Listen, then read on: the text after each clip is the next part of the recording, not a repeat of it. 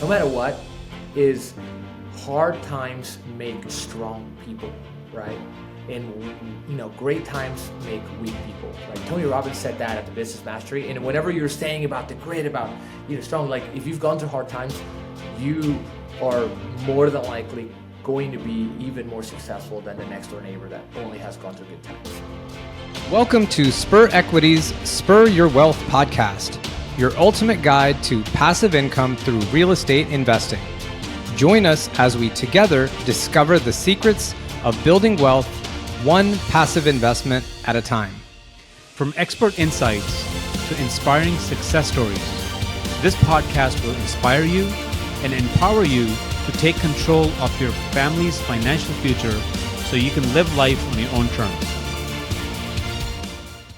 All right, welcome everyone to another episode of Spur Equity's Spur Your Wealth podcast.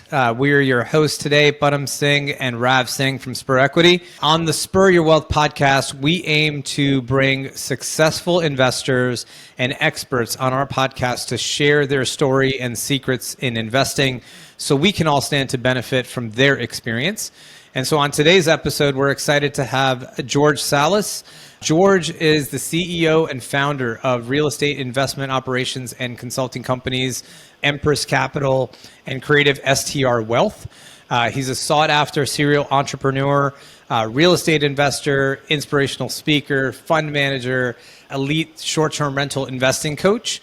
He leads top-tier real estate masterminds, syndications, and operates properties nationwide.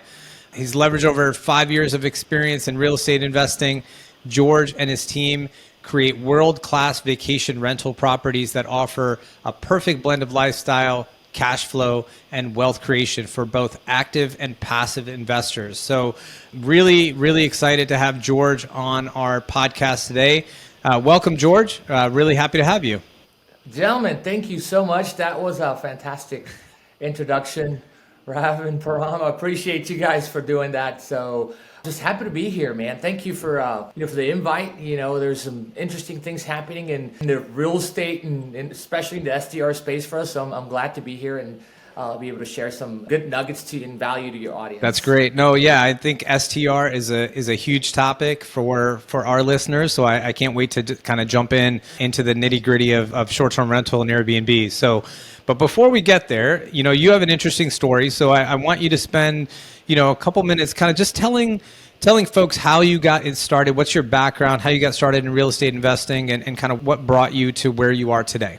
Yeah, absolutely. So originally, my journey started when I was 6 years old in Peru. So I was born in Peru, and at 6, my parents were getting a divorce, right? So we had no idea what was happening, and my mom took my brother and I into a room and said, wait, we're going to your grandma's. So we traveled to a completely different city, a town of 50,000 people at the time. This is like I was 6, so 1990, right? Mm-hmm. Fast forward a few months, we're living in an adobe house, my grandma's house, and half of the house collapses, right? Wow. And then what I mean adobe is like the tile, in the 90s, we were really poor, third world country. So we're living in this house, and half of the house had the ceiling with the tile. Then the water started leaking, and the entire ceiling just collapsed. So we had to move out of that side and live on the other side with half of the house collapsed. Wow. Okay. Those were interesting years because I thought that was it, right? It was a great start, but at the same time, I didn't know there was a whole nother world. And I always wanted to be a business owner, right? So I always wanted to create, something for my family, wealth, freedom, and time. So, and my mom, she understood that. So essentially, she wanted the best for us. So what did she do? She looked for something amazing. She looked for, for a different life for us. So she ended up doing this online dating thing in the 90s when the internet just started. This is like 1996, 1997. Wow. So we were able to move here she did online dating for a couple years, and then boom, like 2 years later, she was getting married, and then that's how we flew to the United States, and then so we ended up here like right before the new millennium, right? Yeah. So now fast forward a few years, right? When I came, I didn't know any English, I didn't know anything since 2000, right? And the big thing I remember was the big cars. This big car. So I come from a third world country from an adobe house, right? So imagine, no English, nothing. Brand spanking new world entirely. Yeah. So Fast forward a few years, I was finishing up high school and finishing up, I guess early days, and I started working in the hospitality industry, right? Okay. So I went from restaurants to bars, and I ended up, really finding that I was very open and I loved hanging out with people and I loved connecting. So I ended up creating a marketing company where I would host at different venues across Houston, right? And I was 25 years old at the time, right? 25, 26 years old. But I created something, and essentially I was working by myself, for myself, but I was making such a great impact. I was bringing people together at different venues, doing events, producing them, so I did that for 10 years. So I come from 14 years in the hospitality business, right? So, and that was the foundation of really understanding how to work with people, right? So, and then from there, let's step it up a notch. 10 years into my event producing career, 12 years, now I'm a little bit older, right? I'm about 30 years old, and I end up investing into my dream, which was being at the top of my game, in that industry, was being the venue owner, right? So we ended up investing into a nightclub. Okay. Right? This is a one. I was an LP, but since I was so young, I didn't really know the structure. I hadn't studied what was an LP versus a GP. I had no idea. I was an LP, but then the GP was this one guy that put the whole thing together.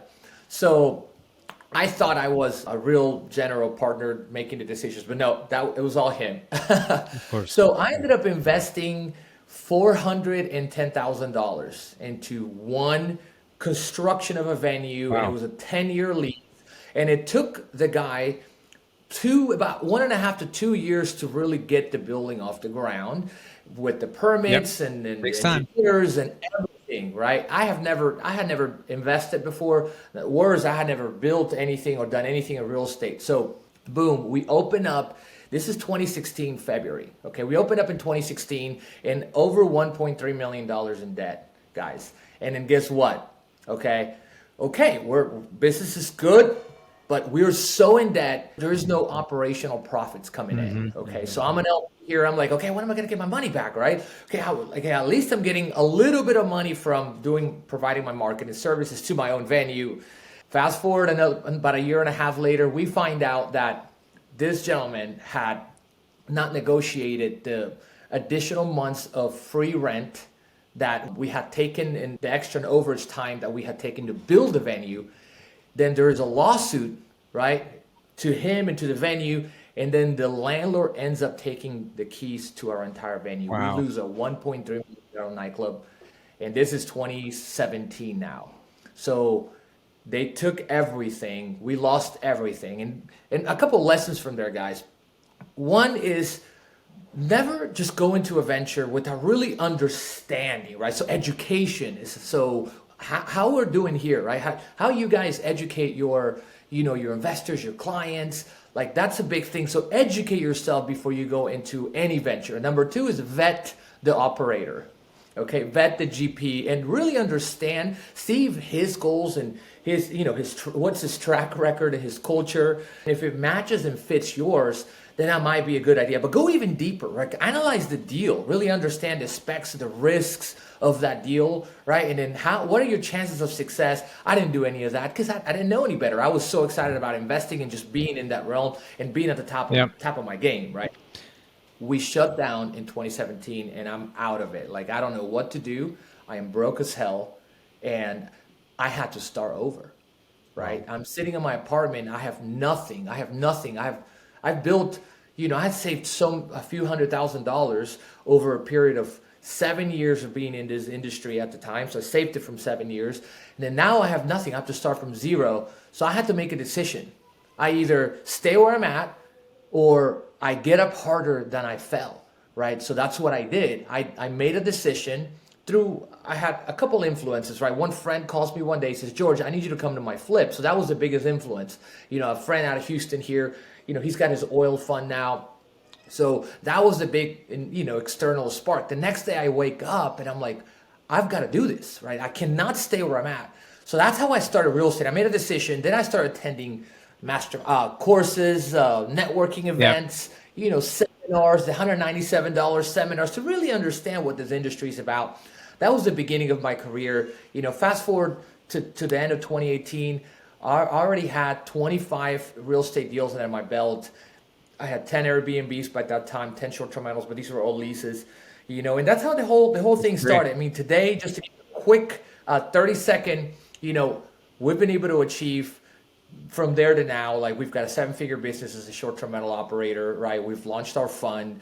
We run our own, 15 solid 6-figure SDRs. We just launched our private equity fund.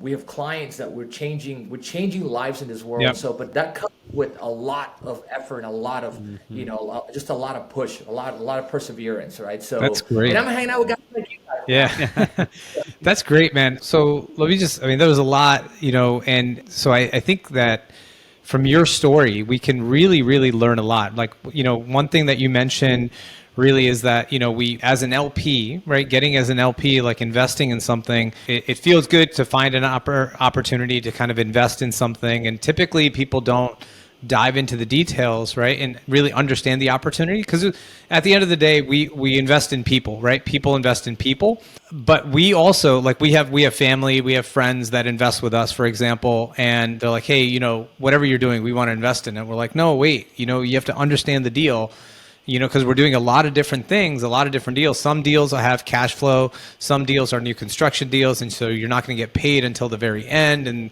there's different risk profiles, and really trying to understand the business plan. So we encourage that as well, like exactly what you're saying. Even though people are investing with us, we're like, hey, please make sure that you understand what this deal is, because there's risk attached to every deal, right? And so vetting the operator, vetting the deal, making sure that it aligns with your investment goals, huge, right? Like, we all have to do that. So that's definitely, something that a learning that you took from that. But, really applauding you here, because for me, I'll give you something. When I lose something, like I lost some money in the stock market way back when in 2001. It took me so long to get back into it, right? To really invest more money into the stock market. Or, Rav and I, early on in 2007, 2008, we did some real estate stuff that didn't pan out. And we're like, you know what? We're just going to, hold off. But you went right back in. You're like, no. Real estate is the vehicle that is going to create my wealth. So, yeah, I lost everything in this one deal, but I'm going to get right back up and start, because I know that this is the path to wealth creation. So I applaud that, because a lot of people don't do that. When they lose a little bit money on one deal, or even like, hey, I expected to get a 20% return and I only got a 10% return. They're like, you know what? I'm not going to do that anymore. You know what I mean? Like, people they shy away from that. Whereas you picked yourself up, dusted yourself off, and here you are just a few years later running private equity funds and have 25, deals under your belt. That's amazing. So good on you, man. That's awesome. Thank you. Thank you very much. It takes, number one, it takes commitment, right? You've got to commit. You've got to make a decision before anything. When you make a decision, it tells your subconscious something, right? Now I've made a decision. I can't go back on my own word, yeah. right? And now I told people, right? Then you got to develop courage. Developing courage creates the capabilities for you to really step up. Even if you're just learning, it creates those capabilities. And once you get the capabilities and you get one small win, or you do one investment that's right, or you do one deal that makes money and that does a good return or a great return, that creates confidence. Yeah. Right? Yeah. Absolutely. Yes, No, sir. that's great. That's great. Thanks for your story. I think I learned a lot today.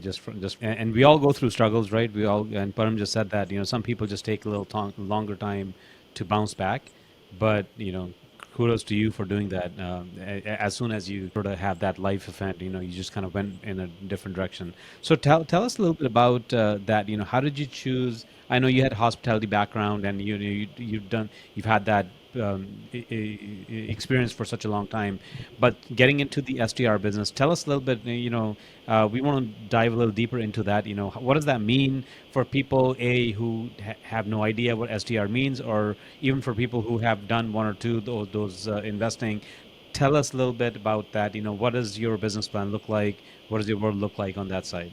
Yeah, absolutely. I'll first break down a little bit of how the transition went. Like, how did I make a decision to get into short-term rentals, right? Exactly. So at the time in 2018, short-term rentals were the hottest new thing, and it wasn't classified as an asset class yet. Right now, there's an asset class, very solidified one, right? There's lending for it. There's this whole emerging asset class.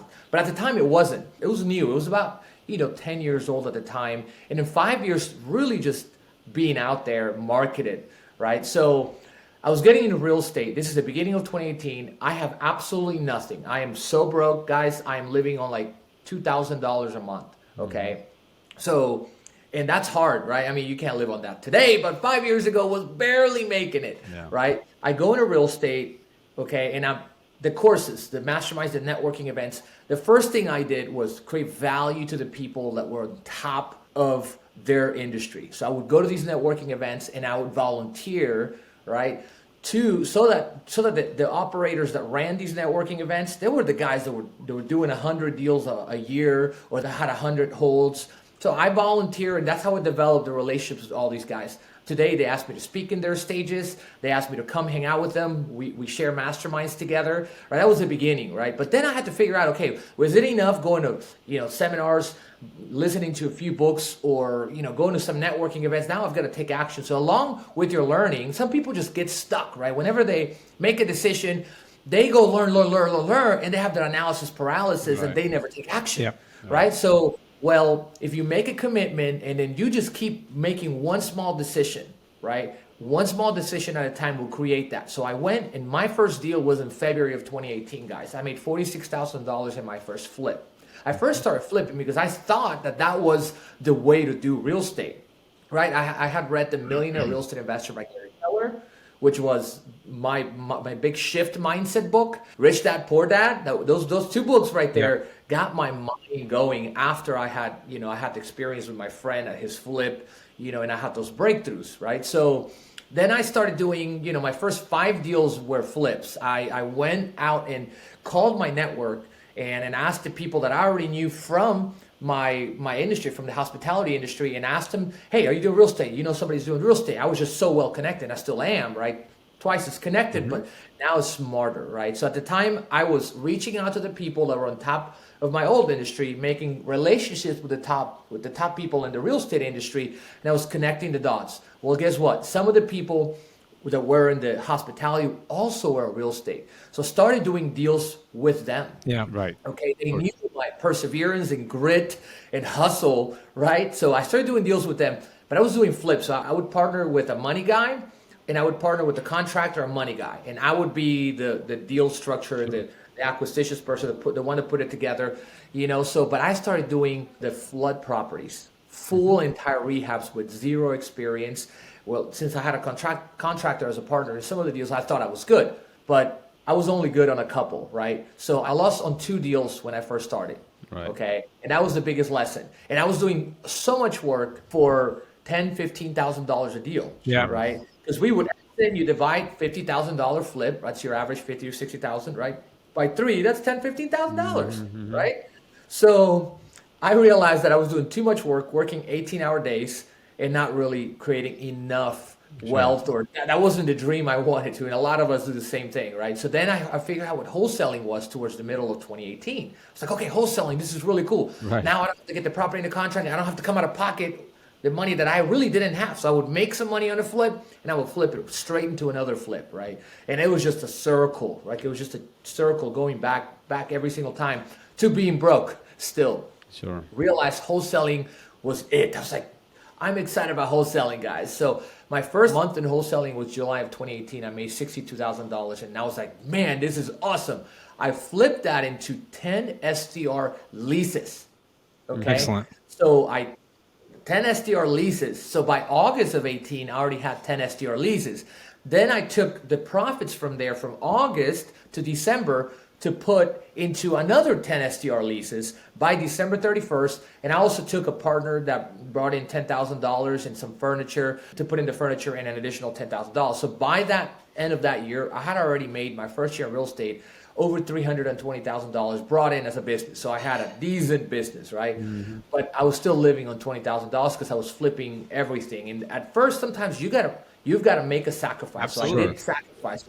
2018, 2019 was all sacrifices, right? So that was the beginning of me, jumping into short-term rentals. But there's one thing I want to point out here, gentlemen, that I was getting a lot of units. I was doing good, but I was working in the business the entire time, right? And I really didn't have it fully figured out because I was still learning. 1 year into a business is, you've got to spend 10,000 plus hours at least of taking action, really running your own business. And at that time was maybe 1,000 or 2,000, right? So when COVID hit, I had 40 doors, and 35 of them were in the middle of a 2-mile radius in downtown Houston. So the entire city was shut down, like almost every other city in the U.S.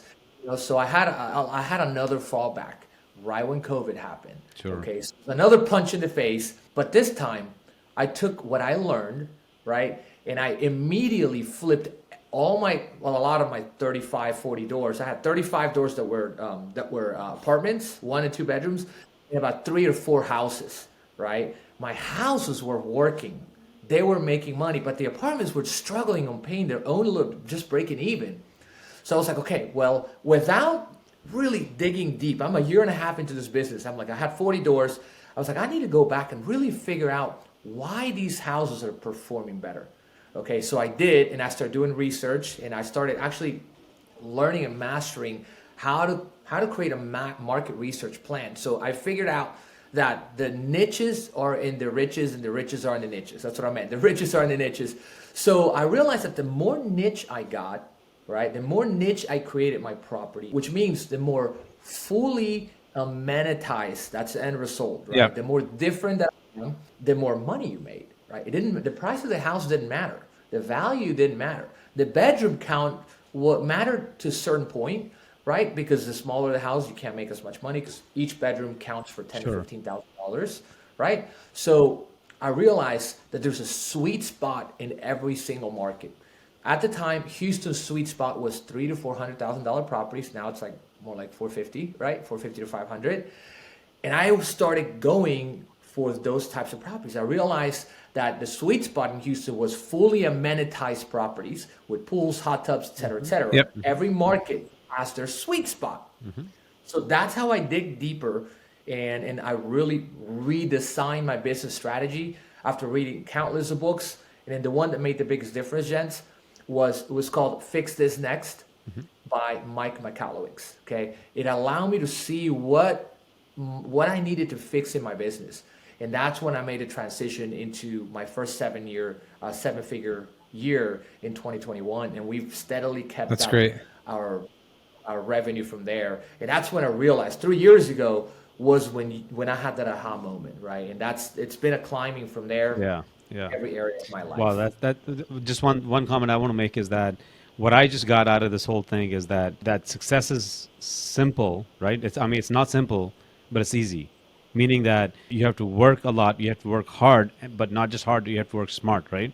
And so when all these ups and downs happen for you, you had to recalibrate, rethink, and then really, instead of just saying, look, I just kind of give up, you had to go back and say, you know what, I'm going to give 110% out of my whole energy because I have to make it work. Some people just give up very easy. Yeah. So man, kudos to that. So with these houses that you are now doing the SDR, are you buying them or are you leasing them? I know you talked in the beginning that you lease 10. Is that the strategy or are you actually buying the real estate itself? So back then, all I was doing was leasing because it was low risk for a beginner, right? Like $5,000 to start off every single cost. Every cost to launch a 1-bedroom was about $5,000 for the quality of properties I was launching. Now, obviously, it's more, right? If you want to do higher end, it's more. I had 35 leases and I flipped them all into houses. Some of them I leased. Today, we only have 2 leased and about 13 that we own, and then 3 notes on top of that. So our portfolio has about 15 SDRs, right? So, but now we just buy, and we don't just buy. We don't go retail properties. We don't do too many rehabs, even though, because it's a lot of work, right? I learned my lesson, unless it's very light work, and we're still buying at 80, 85 cents on the dollar if it's a simple flip. We buy them now. My favorite way to buy, gents, is subject to the mortgage, okay? We bought over 15 subject to the mortgage houses. We flipped some of them. And then what that really means, just to explain to your audience, is we take over the payments of a seller that wants to sell or exit their property for whatever reason, right? So we buy them sub two, and then that's a part of the strategy that we've applied to our thesis in the fund, right? Like we love buying them. I only buy right now. We don't lease them. So let's dig a little deeper into that. So since you're buying subject to, explain to our audience what that means. I mean, I own a property, I have a mortgage, I need to exit for whatever reason. What do what's the conversation? What does that look like? Yeah, absolutely. So we go to the sellers, or we deal sometimes with the agents, or we even deal with wholesalers. Those are our three favorite and easiest ways to acquire. Mostly wholesalers will bring them to us, right?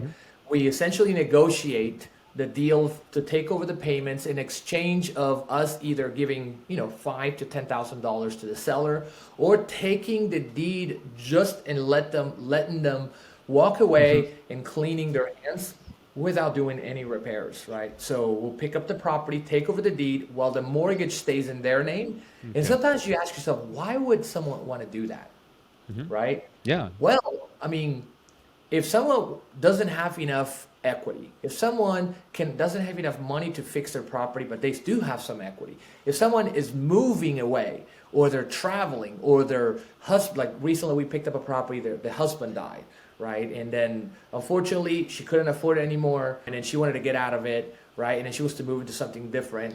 Doctor makes plenty of money. Obviously, if you let someone take over your payments, there's I'm not going to go too much into the details, but there are ways in the back end that you can help the seller be able to get another mortgage on about 12 months after. So simply us taking over the payments at a very low entry fee, usually between $10,000 to $20,000 is what we average. Right. But now you get a $300,000-$400,000 house just putting $10,000 to $20,000 down, and on top of that, you get to have some built-in equity. Sure. And the bank doesn't care. I mean, you don't tell the bank that you're going to be paying versus the original homeowner. I mean, does the bank care? The bank has a clause called everybody's afraid of when they think about subject to, right? Deal and sale. They might call the note due, but Right. I would say we've never had a no call due. Yeah. One out of 1,000 might call it in, or I'm sorry, 1 out of 100 might call it in. So it's like 1%. Sure. Is what I've heard on the average. It's never happened to us. They don't really know us, and as long as you're making a payment, that's all. That's all they care about. Correct. Yeah. Correct. So George, again, like STR, right? That's a interesting area. A lot of our listeners, a lot of investors are looking at it now. Just like with multifamily, we've been hearing a lot of rumblings, right, around the STR space, around Airbnb and what's happening. And you mentioned yourself, like during COVID, it really took a hit, from a travel perspective, but then it came back in a big way. But we're hearing now, like I just heard just a couple of days ago, New York is banning all the Airbnbs in the city. Obviously, different municipalities, different areas, different geographies are doing different things. You operate mostly in Houston. Like, what do you say to people that are, one, looking to potentially do STR, Airbnb, either as a onesie, twosie, or investing in a big fund like yourself, who are actually taking down and running an STR business, right, with a lot of different properties? People are standing on the sidelines trying to see what's going to happen to Airbnb. Airbnb occupancy is at a grand level is kind of coming down, but there are certain pockets that are still doing okay. So what advice do you give people that are like, yeah, I want to get into the STR space, but I'm scared because of all this stuff that's happening? Like, how do I navigate that to make it a good investment? Yeah, absolutely. So we have a full process to vet markets, right? And I'll dig a little bit deeper into exactly what that is. So, and then also, let me kind of break down exactly regulation wise.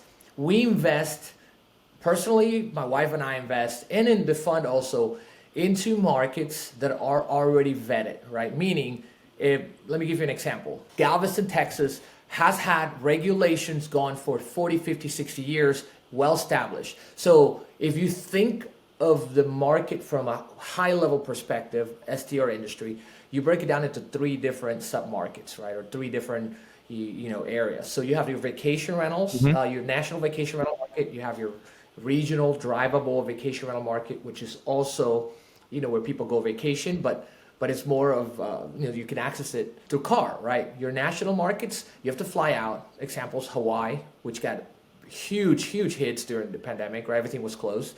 Then you have areas like Aspen, Colorado, who are national also, the Rock, Big Bear, California, the big parks, right? Those are national, you have to fly in. Then you have your regional, drivable. Those have been established for so long. So regulation-wise, we're doing a combination of both that and metro. Metro are the ones that you really have to be more skeptical. Metro markets like New York, Dallas also just got banned, right? But Dallas, if you really go into it, I haven't analyzed exactly what happened in New York, but I know in Dallas, let me give you an example. In Dallas, what got banned was residential zoning. So when we go invest, we can invest in Dallas in commercial zoning. We can invest in unrestricted. We can invest in any other zoning like flex pay or whatever that zoning for flex space is. So depending on the zoning, right, you can find properties. That's all we do. We narrow our research right now to combat everything else, meaning the thousands and millions now, like 1.5 million listings in the whole US right now by the beginning of September. That's the most ever, right? To fight that is essentially we go after the niches, right? The niches. So for example, instead of, if you take a market that has, for example, let me tell you, Houston, Texas has 30,000 plus listings. 50% of those are one bedrooms, right? Maybe 40. Then you have 30, 25, they're going to be two bedrooms. Then you're going to have 10 to 15% are three bedrooms, right? And then we go even more niche. Okay, 4 bedrooms, cool. There's still a lot of 4 bedrooms, right? Several, almost 4 bedrooms. What we do is we find the niches within the niches. And how do you do that is we take the most unique property, so fully amenitized. So for example, large backyards, right? Pools, hot tubs, outdoor kitchens, areas, pergolas, cabanas. So we either buy it with these types of things or we create that space. Essentially what we're creating is we're creating our own niche. Unique spaces, right. Yeah, I know. I mean, and people could think about this in a very, very easy way. Like everybody has used Airbnb, and typically if you're looking on Airbnb, especially if you're traveling with a group, right? You're looking at Airbnb and you look at property A and property B, and they're about the same price. Maybe this one's like $20 more, but it has like a putting green in the back, or it has a pool, or it has a ping pong table, like different things that you envision yourself using with your friends, as you're traveling. Whether you're not going to use it, that's a different story. But the fact that when you're evaluating properties side by side on a computer, those are the things that pop out. And so if you can do that for your property, the way that I think you're doing, George, that's what really draws that in, right? So it's all about marketing. It's all about, telling a different story on what that property is for and figuring out what amenities are going to work in the submarket that you're in. And I've seen people be really, really successful. We have another partner that we know that does this in the Phoenix area.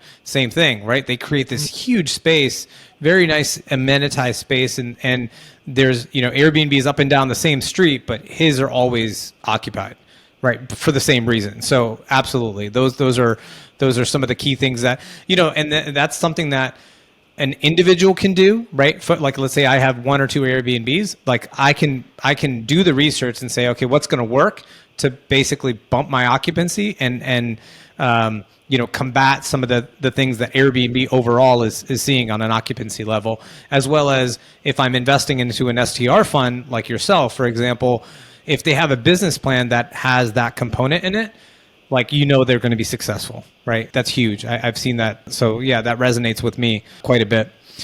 So George, we want to obviously dive in more to the nuances of STR, and maybe we can have you on another episode. But as we wrap up this episode, I wanted to give you an opportunity. What are your final thoughts? And maybe you can explain a little bit about what you're doing today, some final thoughts for our listeners, some valuable lesson, upcoming project, or any sort of resources that you want to, kind of share with our folks on the episode.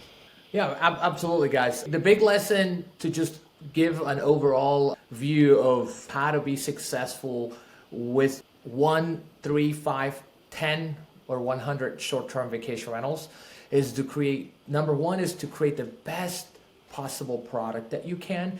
That will attract, it will create a desirability component for everyone. No matter what, we as people, we get emotionally connected to the things that we see online or we're trying to book something, right? So if we create something that they want, we give it to them, they will pay higher numbers, higher rates for your property, right? So the whole secret here is essentially on the product, right? And I've read a book called $100 Million Offers about 9 times, okay? And I apply that marketing concept to my STR business, okay? So that's the biggest lesson when it comes to STR. Create the best product that you can no matter what, right? And that is the number one thing. Everything else is if you don't create a great product in a great market, location is part of the product, right? Yeah.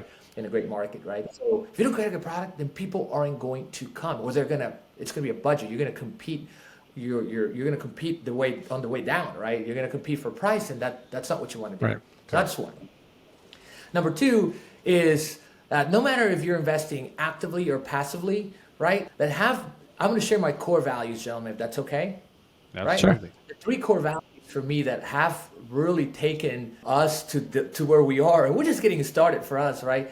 Is the growth. The component of growth and learning for us has been number one. For me and my wife, we are always growing and learning, right? I'm learning from you guys right now, right? The growing and learning is so important, and that's part of our core values. And that's our teams, we're always growing together, right? So we're sharing resources with each other, right? Number 2 is we're always improving the process, because you're never going to start doing something and you're going to be that good at it, right? You're always going to improve the process one step at a time. And if you continue to do that and you don't make the same mistake twice, then you will eventually go up to where you want to be, right? And number 3, right? Develop something within you that gives you purpose. So purpose meaning like, why do you do what you do, right? Like, we love creating lifestyle assets for our clients, investors, and we're passionate about it. And that's our mission, right? And people enjoy what we create, right? So having a mission, a purpose, and it helps to drive you to your goals no matter what, right? So those are the two big lessons I like to share, with all of you guys. So I hope that was valuable. No, that's great. And I'll add one, right? Because just your story that you shared in the beginning of the podcast is it's drastic, but like, you lost everything, right? And you literally just said, no, that's not it for me. Like, I'm going to pick myself up and I'm going to make this work. And I know that real estate is going to make it for me, and I'm going to jump right back in. And so you had, a lot of challenges and hurdles in your way, but you conquered it, right? I mean, so that there's a lot to learn from that experience itself. I mean, I can't say myself. I mean, we've had challenges, but it took me a while, right, to get over that burn, right, and say, okay, let me try this again. So that's great. Those are definitely excellent takeaways. So George, if somebody wants to connect with you directly, if our listeners want to connect with you directly, how can they get in touch with you?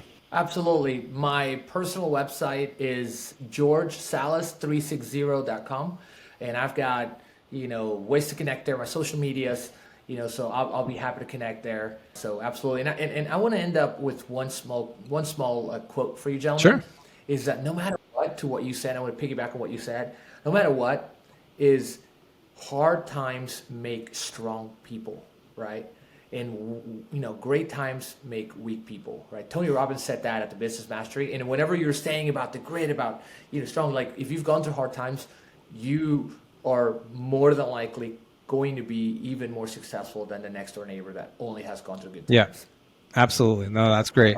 Love that.